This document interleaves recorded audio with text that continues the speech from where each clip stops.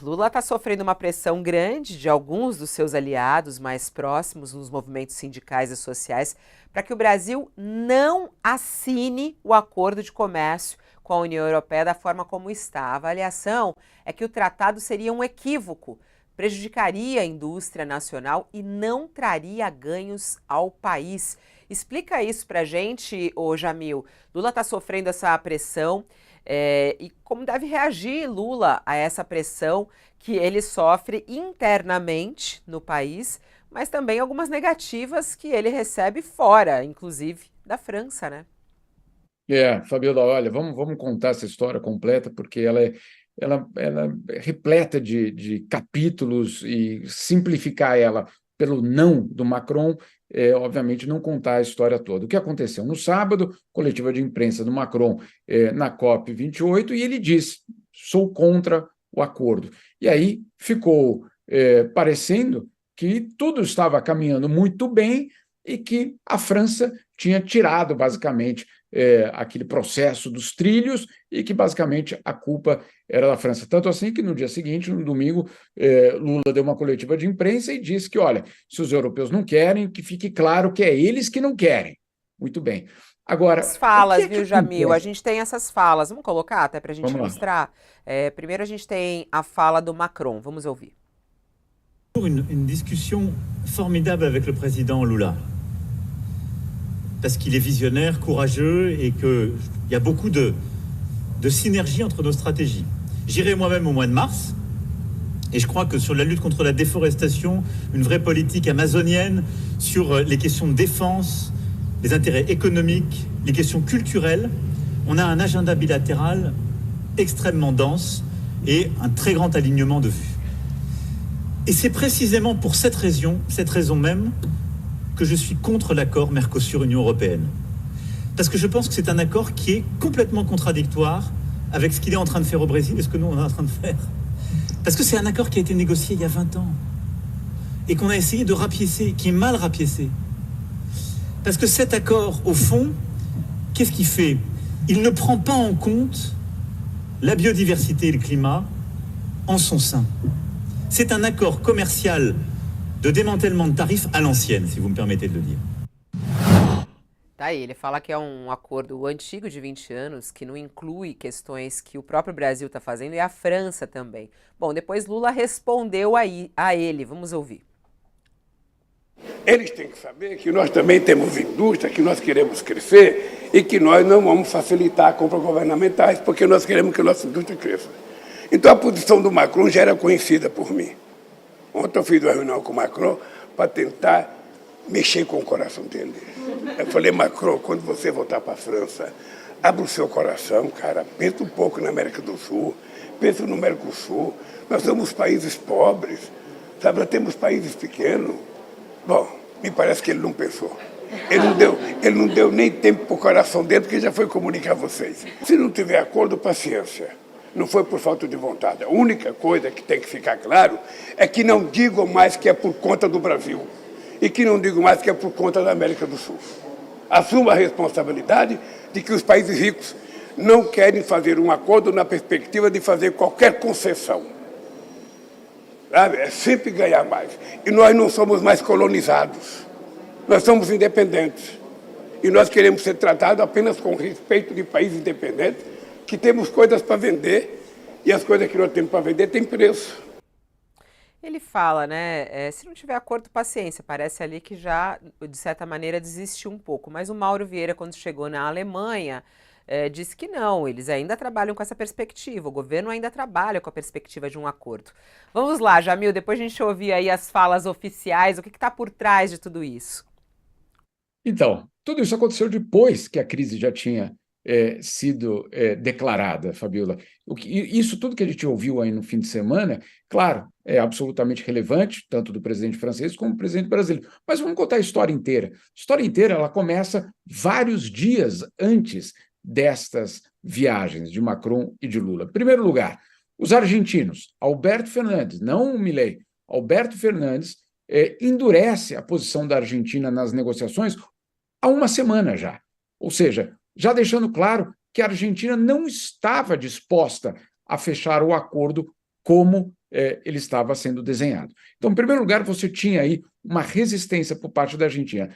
Por quê? Bom, em primeiro lugar, tem um aspecto político. Alberto Fernandes não queria dar um presente para o Milei. Olha, comece o seu governo com um acordo novo com o bloco europeu. Tem esse aspecto. Tem um segundo aspecto. Já sabendo que ele tinha perdido a eleição, ele podia, claro, obviamente, endurecer e defender o que de fato era o interesse dos próprios segmentos econômicos na Argentina, e não mais uma posição política pensando num segundo ou na continuação do mandato, no caso do seu ministro da Economia. Portanto, a Argentina foi o primeiro país nesse processo que endureceu a posição.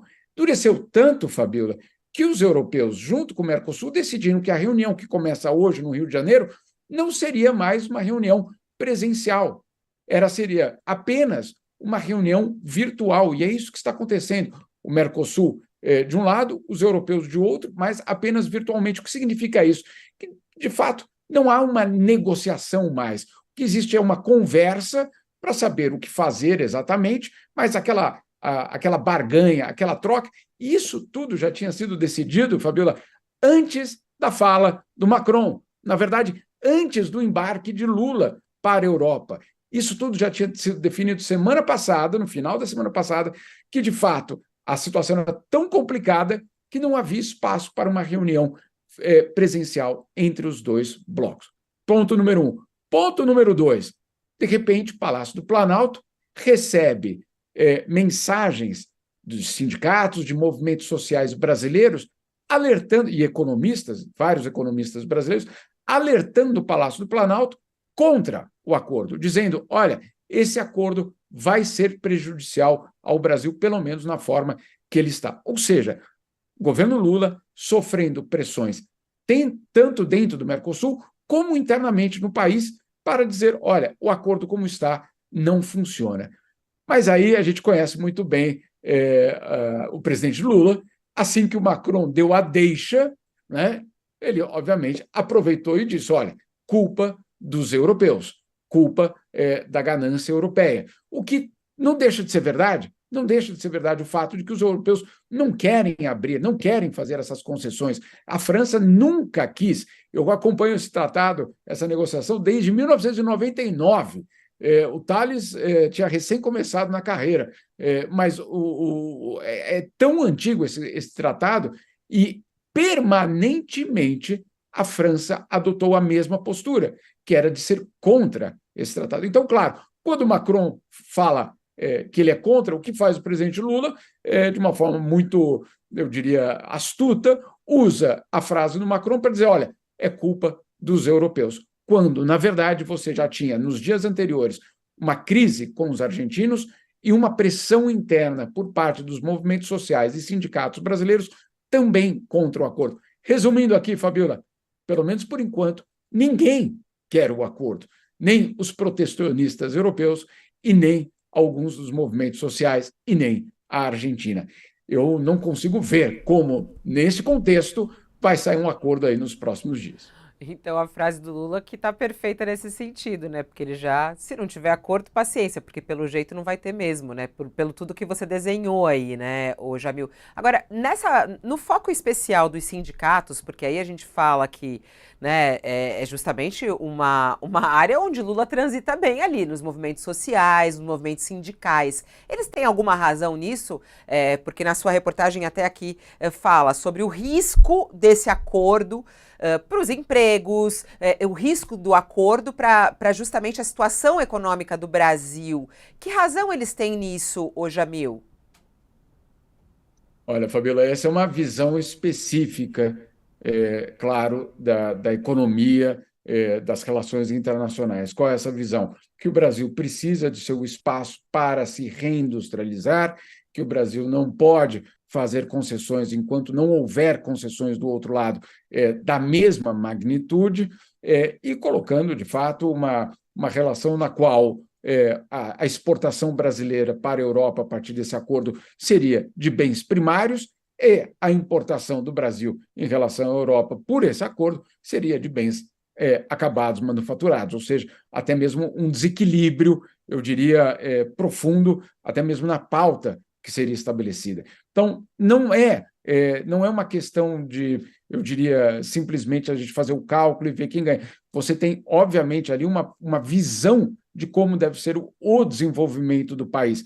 Tem gente que vai discordar, tem gente que vai dizer, olha, senhores dos sindicatos e movimentos sociais, é abrindo a economia que você gera competitividade, que você gera uma economia mais diversa e uma economia mais poderosa. Agora, tem o outro lado que diz, Fabiola, bom, se a receita tivesse funcionado, os países ricos lá atrás, não agora, lá atrás, teriam também feito as aberturas comerciais deles antes de se industrializar, e não fizeram. Então, são duas visões de mundo diferentes, os sindicatos, os movimentos sociais estão adotando uma delas, os economistas que apoiam esses sindicatos também têm essa linha de pensamento, é uma linha de pensamento que vai, eu diria, coincide com a linha de pensamento do novo PAC, da política de reindustrialização brasileira, vai nesse sentido. Por isso, ao meu ver, pelo menos hoje, dentro do próprio governo, existe muita gente muito simpática a esse argumento dos sindicatos, dos movimentos sociais.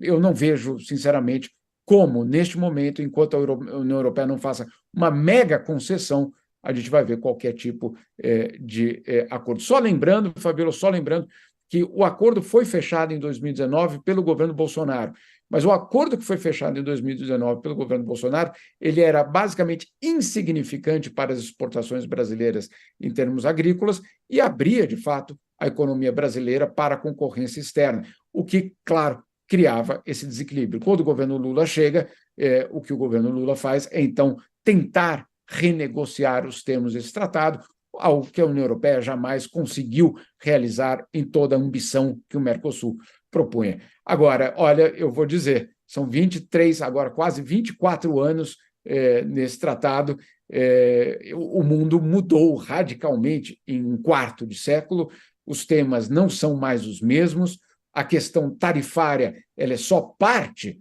da inserção internacional de um país, fica difícil você, claro, tentar remendar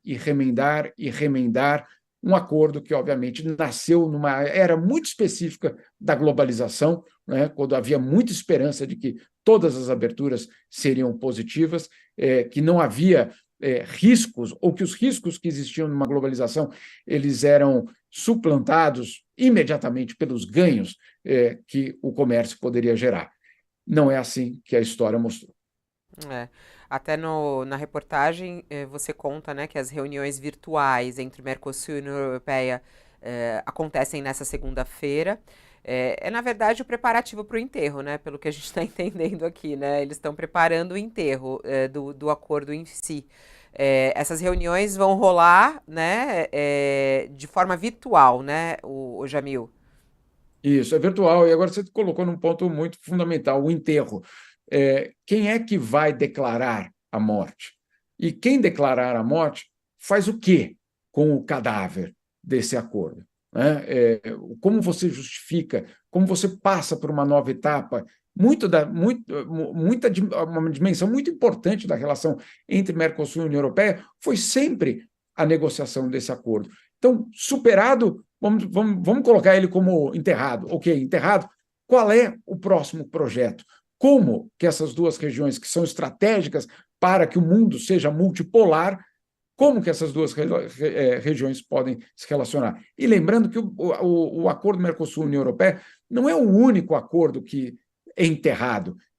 Existiu uma tentativa de acordo entre União Europeia e Canadá, ele também está num impasse, inclusive jurídico. Há também uma tentativa com a Austrália, que também vive um impasse, ou seja, talvez, mas talvez, eu não estou aqui fazendo nenhuma constatação, nenhuma confirmação, num mundo de tanta incerteza, dar certeza de algo nas relações internacionais hoje é praticamente impossível, Fabiola. Mas eu fico me perguntando, será que ainda existe espaço no mundo para esses mega acordos que se limitam a tratar de tarifas?